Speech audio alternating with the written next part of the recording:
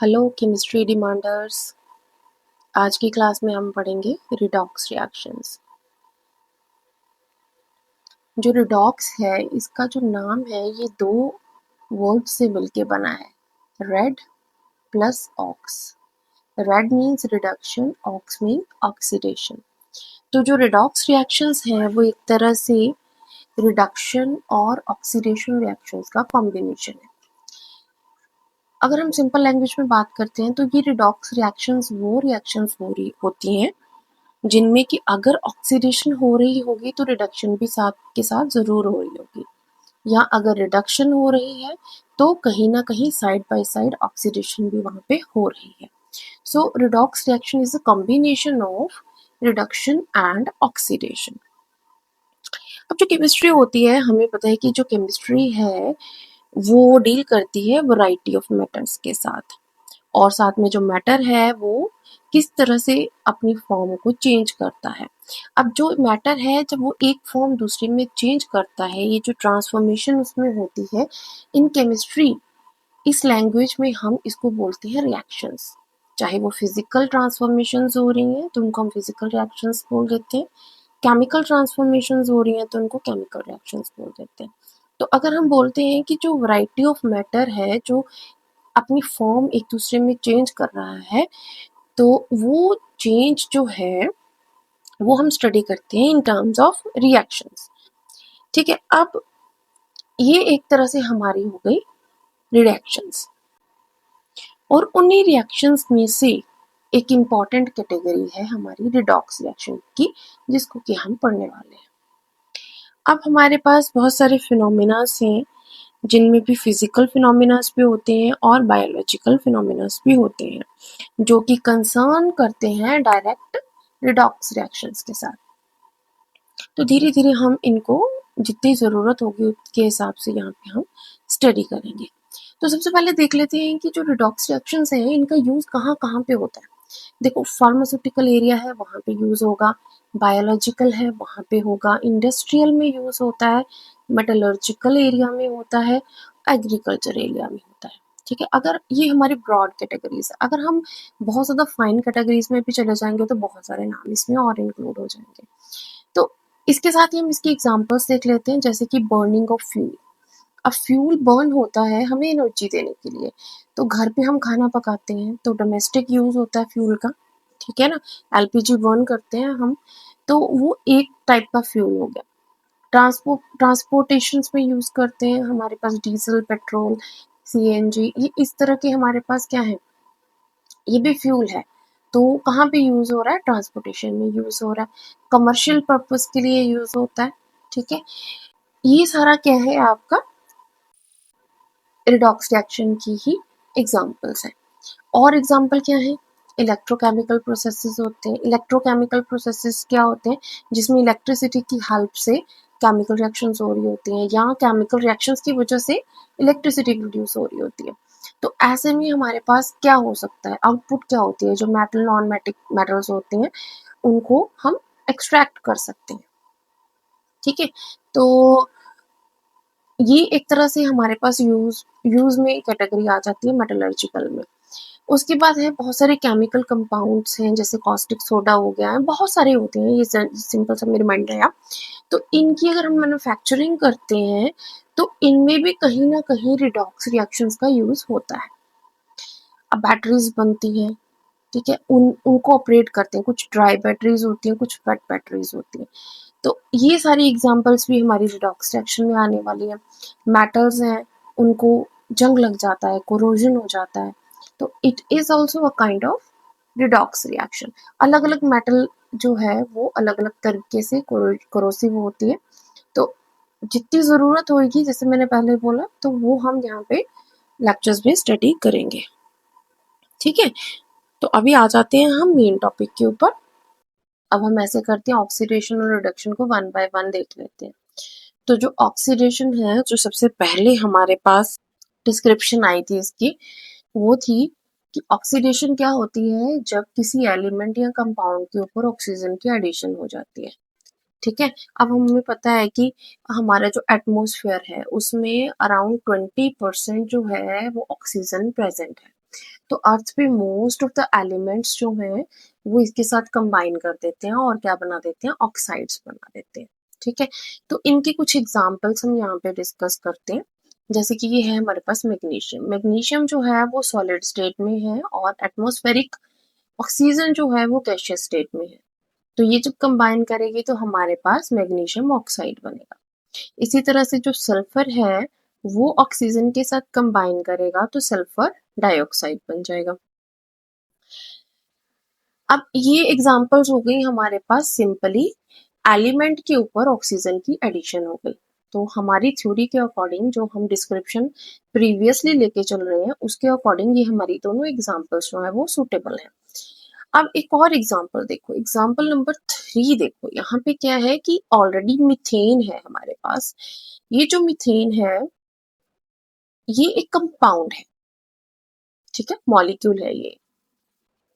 तो इसके ऊपर जब ऑक्सीजन की एडिशन होगी तो इसके अकॉर्डिंग CH और ऑक्सीजन के साथ कोई कंपाउंड बनना चाहिए, लेकिन नहीं, जब रिएक्शन हुई तब क्या हुआ हमारे पास, मीथेन जब ऑक्सीजन के साथ कंबाइन किया तो कार्बन डाइऑक्साइड और वाटर बना। ठीक है, अब हुआ क्या इस स्टेट में, आप देखो क्या हुआ है कि यहाँ पे कार्बन के साथ भी ऑक्सीजन अटैच हो गया और हाइड्रोजन के साथ भी ऑक्सीजन अटैच हो गया, दोनों के ऑक्साइड्स बन गए। ठीक है, या हम इसको ऐसे बोल सकते हैं कि इस ऑक्सीजन की कार्बन के साथ एडिशन होने के लिए इसने क्या कर दिया, हाइड्रोजन को यहाँ से रिमूव कर दिया। तो इस रिएक्शन से हमें क्या पता चला कि जो ऑक्सीडेशन है हमारी वो सिर्फ एडिशन ऑफ ऑक्सीजन ही नहीं है, रिमूवल ऑफ हाइड्रोजन भी है। ठीक है ना। अब अगर हम आगे बढ़ते हैं, एक एग्जांपल और है हमारे पास, ये है H2S। अब इसके साथ कंबाइन कर रहा है ऑक्सीजन। ठीक है, ये बना रहा है सल्फर और वाटर। अब यहाँ पे क्या हुआ कि ये जो सल्फर था इसके साथ ऑलरेडी हाइड्रोजन अटैच था, तो अब ये जो ऑक्सीजन है ये हाइड्रोजन के साथ कंबाइन हो गई और सल्फर को इसने अलग कर दिया। या हम बोल सकते हैं कि ऑक्सीजन की एडिशन के लिए रिमूवल ऑफ हाइड्रोजन हुआ। ठीक है, तो ये इसकी एक और एग्जांपल होगी। बट अगर हम देखें कि हमारे पास और बहुत सारी रिएक्शंस हैं एज एन एग्जांपल, कि जिसमें हम देख सकते हैं कि ऑक्सीडेशन जो है वो ओनली एडिशन ऑफ ऑक्सीजन ही नहीं है। ठीक है, आगे हम और एग्जांपल्स को डिस्कस करते हैं जिसमें कि हमारे पास मैग्नीशियम है एलिमेंट, वो जब फ्लोरीन के साथ रिएक्ट करता है तो हमारे पास मैग्नीशियम फ्लोराइड बन रहा है। ठीक है, magnesium reacting with fluorine to form magnesium fluoride. इसी तरह से मैग्नीशियम जो है जब वो क्लोरीन के साथ रिएक्ट करेगा तो मैग्नीशियम क्लोराइड बनेगा। मैग्नीशियम जब सल्फर के साथ रिएक्ट कर रहा है तो मैग्नीशियम सल्फाइड बन रहा है। तो इन केसेस में अगर आप देखो, मैग्नीशियम जो है वो फ्लोरीन, क्लोरीन और सल्फर के साथ ऐड हो रहा है। तो अगर हम बात करें तो यहाँ पे हमारे पास क्या एक सीन बन रहा है कि जैसे ऑक्सीजन है तो वो एक इलेक्ट्रोनेगेटिव एटम है ना, ऑक्सीजन जो है वो इलेक्ट्रोनेगेटिव एटम है। तो यहाँ पे इनकी एडिशन हो रही थी तो हमने इसको ऑक्सीडेशन बोला। इस केस में मैग्नीशियम की एडिशन जो है वो ऑक्सीजन के साथ नहीं हो रही है लेकिन किसी और इलेक्ट्रोपॉजिटिव एटम, इलेक्ट्रोनेगेटिव एटम के साथ हो रही है। तो ये जो इलेक्ट्रोनेगेटिव एटम है ये है हमारा फ्लोरीन, क्लोरीन और सल्फर। तो जब किसी भी एलिमेंट की एडिशन किसी और इलेक्ट्रोनेगेटिव एटम के साथ होती है तो उसको भी हम ऑक्सीडेशन ही बोलते हैं। ठीक है, तो हम क्या बोल सकते हैं कि हमारे पास जो ऑक्सीडेशन है वो फिलहाल 3 टर्म से यहाँ पे आ गई है। पहली तो क्या है, addition of oxygen, addition of oxygen is oxidation. दूसरा क्या हो गया, रिमूवल ऑफ हाइड्रोजन, हाइड्रोजन को रिमूव कर दो तब भी वो ऑक्सीडेशन है। तीसरा क्या है कि अगर वहां पे हाइड्रोजन और ऑक्सीजन प्रेजेंट नहीं है, कोई और इलेक्ट्रोपॉजिटिव या इलेक्ट्रोनेगेटिव एटम के साथ रिएक्शन का कंसर्न है, तो तब हम देख लेंगे कि जो रिएक्शन में कोई इलेक्ट्रोनेगेटिव एटम की एडिशन हो रही है, अगर वो हो रही है तो वो क्या है, ऑक्सीडेशन है। ठीक है, तो इसी सिनेरियो में हम इसका उल्टा भी चल सकते हैं। वो कैसे चल सकते हैं कि ऑक्सीडेशन, यहाँ पे ऑक्सीडेशन हो रही है ना, इस तरफ पे हमारी रिएक्शन में क्या हो रही है, ऑक्सीडेशन हो रही है, मींस इलेक्ट्रोनेगेटिव एटम जो है वो मैग्नीशियम के साथ कंबाइन कर रहा है, तो ये प्रोसेस क्या हुआ, ऑक्सीडेशन हुआ। तो अगर हम इस रिएक्शन को, हमारे पास मैग्नीशियम फ्लोराइड बना, अगर इस रिएक्शन को हम उल्टा चलते हैं, मैग्नीशियम फ्लोराइड जो है वो चेंज हो रहा है मैग्नीशियम और फ्लोरीन में, यानी कि हमारे पास जो कंपाउंड है वो एलिमेंट्स में चेंज हो रहा है, तो ये ऑक्सीडेशन का उल्टा हो गया, एक तरह से रिवर्स हो गया। इसको हम क्या बोलते हैं, रिडक्शन बोलते हैं, लेकिन इसको हम सेपरेट में नेक्स्ट आगे पढ़ लेते हैं। तो यहाँ पर आप सिर्फ इस चीज को ध्यान में रखो, addition of oxygen, removal of hydrogen और addition of any electronegative atom is called oxidation, इस टर्म में। अब यहाँ पे एक और एग्जांपल देख लेते हैं। ये है हमारे पास पोटेशियम फेरोसाइनाइड, तो ये है हमारे पास हाइड्रोजन परऑक्साइड। जब इन दोनों की रिएक्शन होती है तो हमारे पास प्रोडक्ट बनता है पोटेशियम फेरिसाइनाइड और पोटेशियम हाइड्रोक्साइड।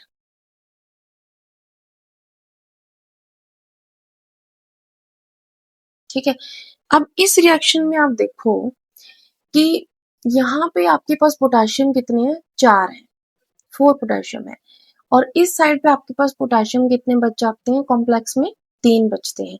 एक पोटेशियम जो है वो हाइड्रोक्साइड अलग से बना लेता है। ठीक है कि नहीं, तो अगर हम यहाँ पे देखें कि this is our main compound जिसके ऊपर रिएक्शन हो रहा है, तो उसके ऊपर आयरन, साइनाइड, ये सब सेम है, सिर्फ किसकी अमाउंट चेंज हुई है, पोटेशियम की चेंज हुई है। जो पोटेशियम है यहाँ पे 4 है और यहाँ पे कितने हैं, 3 है। तो हम बोल सकते हैं कि पोटेशियम जो है वो क्या है, इलेक्ट्रोपॉजिटिव एटम है कि नहीं, इलेक्ट्रोपॉजिटिव एटम है।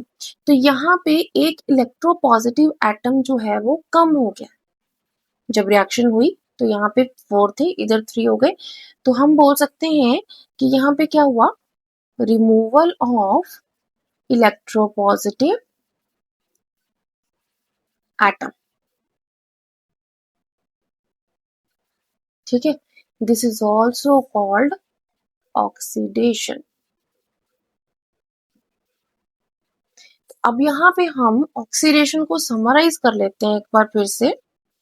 ऑक्सीडेशन क्या हुई हमारी, एडिशन हुई, एडिशन ऑफ ऑक्सीजन, यहाँ किसकी एडिशन हमने देखी, बताओ, इलेक्ट्रोनेगेटिव एटम की।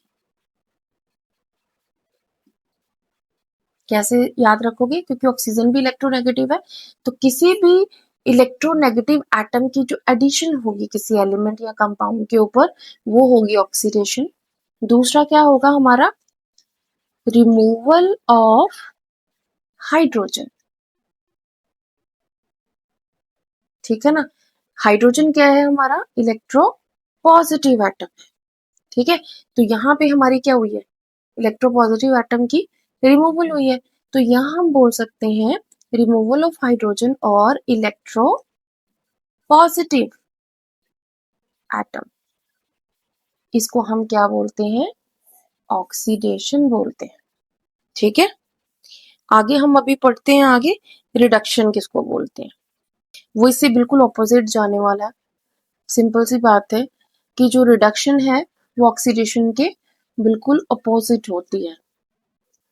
जहां पे जिसकी एडिशन हो रही है उसकी वहां पे रिमूवल हो जाएगी, जहां पे यहाँ पे कुछ अगर चीज रिमूव हो रही है तो अगर दूसरी रिएक्शन में वो ऐड हो रही है तो वो इसका ऑपोजिट हो जाएगा, यानी ऑक्सीडेशन से उल्टा रिडक्शन हो जाएगा। अभी देख लेते हैं। अब देखो यहाँ पे रिडक्शन जो है वो हम बोल रहे हैं कि ऑक्सीडेशन का उल्टा है, ऑपोजिट है बिल्कुल। यानी कि हम वहां पे देख रहे थे ऑक्सीजन और इलेक्ट्रो नेगेटिव एटम की जो एडिशन होती है उसको हम ऑक्सीडेशन बोलते हैं। अगर उसको रिमूव कर देंगे तो उसको हम रिडक्शन बोल देंगे। ठीक है, तो ऑक्सीडेशन में हाइड्रोजन या इलेक्ट्रोपॉजिटिव एटम की रिमूवल को हम बोलते थे ऑक्सीडेशन, है ना। तो अगर हम उनको ऐड कर देंगे तो इसको हम बोल देंगे रिडक्शन। ठीक है, तो ये दोनों जो है ये अपोजिट हो जाएंगे ऑक्सीडेशन के। अब इसके कुछ एग्जांपल्स देख लेते हैं। प्लीज ये जो बैकग्राउंड में थोड़ा सा नॉइस आ रहा है इसको इग्नोर करना। ये हमारे पास है मर्क्यूरिक ऑक्साइड। मर्क्यूरिक ऑक्साइड क्या है? HgO। जब हम इसको हीट करेंगे तो हमारे पास बन जाएगा लिक्विड मर्करी और ऑक्सीजन जो है वो गैसियस स्टेट में फ्री हो जाएगी। इस स्टेट में आप देखो कि दोनों एलिमेंट जो है वो अलग अलग हो गए हैं, तो ऑक्सीजन की रिमूवल हो गई है। तो हमारे पास किसकी एग्जांपल है? ये रिडक्शन की है। दूसरी एग्जांपल पे आते हैं। ये हमारे पास फेरिक क्लोराइड है। इसमें हमने हाइड्रोजन को ऐड कर दिया। ठीक है, हाइड्रोजन को ऐड कर दिया, दो चीजें हो गई ना, एडिशन ऑफ हाइड्रोजन हो गई। तो हमारे पास बन गया यहाँ पे एक्वस फेरस क्लोराइड, है ना।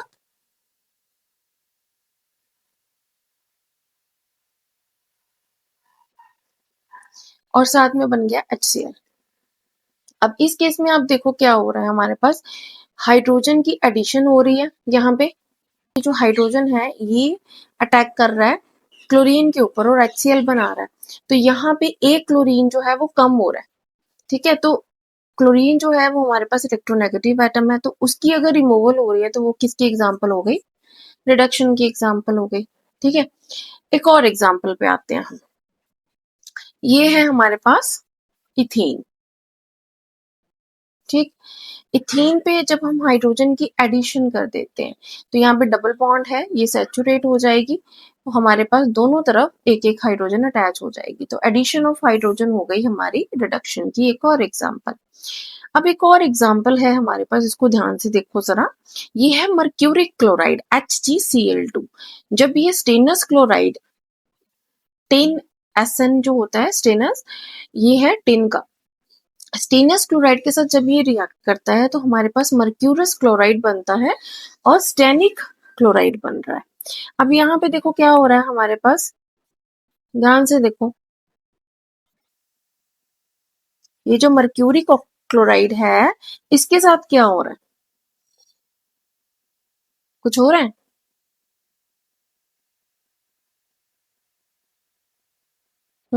इस पे कोई भी इलेक्ट्रोनेगेटिव एटम जो है वो एडिशन नहीं हो रही है। तो पर किस पे हो रही है एडिशन? ये हमारा स्टेनस क्लोराइड है। यहाँ पे दो इलेक्ट्रोनेगेटिव एटम्स हैं और प्रोडक्ट में हमारे पास 4 आ जाते हैं। इसका मतलब यहाँ पे हमारे पास एडिशन ऑफ इलेक्ट्रोनेगेटिव एटम हो रहा है। Addition of electronegative atom. ठीक है, और अगर दूसरी तरफ देखें कि ये जो हमारा मरकरी है Hg है, यहाँ पे एक ही है, लेकिन हमारे पास जब मर्क्यूरस क्लोराइड बन रहा है तो वहां पे मरकरी 2 आ गए हैं। तो हम देखें कि स्टेनस के साथ जो हमारा इलेक्ट्रोनेगेटिव एटम है वो ऐड हो रहा है, और दूसरे केस में जो मरकरी है उसके साथ इलेक्ट्रोपॉजिटिव एटम जो है वो ऐड हो रहा है। पॉजिटिव एटम जो है वो ऐड हो रहा है। ठीक है, यहाँ पे अगर आप देखो इस केस में जो हमारा मर्क्यूरी क्लोराइड है इस केस में इलेक्ट्रोपॉजिटिव एटम ऐड हुआ है। तो एडिशन ऑफ इलेक्ट्रोपॉजिटिव एटम क्या चीज है? एडिशन ऑफ इलेक्ट्रोपॉजिटिव एटम क्या है? रिडक्शन है। क्या हो रही है इसकी? रिडक्शन हो रही है। अब स्टेनस क्लोराइड की तरफ देखो, ये दोनों रिएक्टेंट हैं। अब इसमें क्या हो रहा है आपका कि एक इलेक्ट्रोनेगेटिव एटम की एडिशन हो रही है। तो जो इलेक्ट्रोनेगेटिव एटम की एडिशन है, यहाँ पे तो देखो क्या है, इलेक्ट्रोनेगेटिव एटम अगर है तो वो रिमूवल होनी चाहिए रिडक्शन के केस में। तो यहाँ पे इलेक्ट्रोनेगेटिव एटम जो है वो ऐड हो रहा है। इसका मतलब ये क्या हो रहा है फिर? ऑक्सीडेशन हो रही है। है कि नहीं। एक ही रिएक्शन में देखो रिडक्शन और ऑक्सीडेशन दोनों हो रहे हैं। तो ये जो रिएक्शन हमारी हुई ये रिडॉक्स रिएक्शन हुई, ठीक है कि नहीं। तो यहाँ पे हमारे पास जो कॉन्सेप्ट है रिडॉक्स रिएक्शन का, ऑक्सीडेशन और रिडक्शन की टर्म में हमने इसको डिस्कस कर लिया है। आई होप आपको ये सारा आज का लेक्चर समझ में आया होगा। अगर कोई आपकी क्वेरी है तो आप बेझिझक उसको लिख सकते हो, फील फ्री टू आस्क। जो भी आपके मन में कोई क्वेरी है यू कैन आस्क, ठीक है। तो नेक्स्ट टॉपिक जो है वो हम आगे इलेक्ट्रॉन ट्रांसफर का भी कुछ कॉन्सेप्ट है वो लेके आते हैं। नेक्स्ट टॉपिक जो डिस्कस करेंगे वो हम इलेक्ट्रॉन ट्रांसफर का ही कर लेते हैं, ठीक है ना।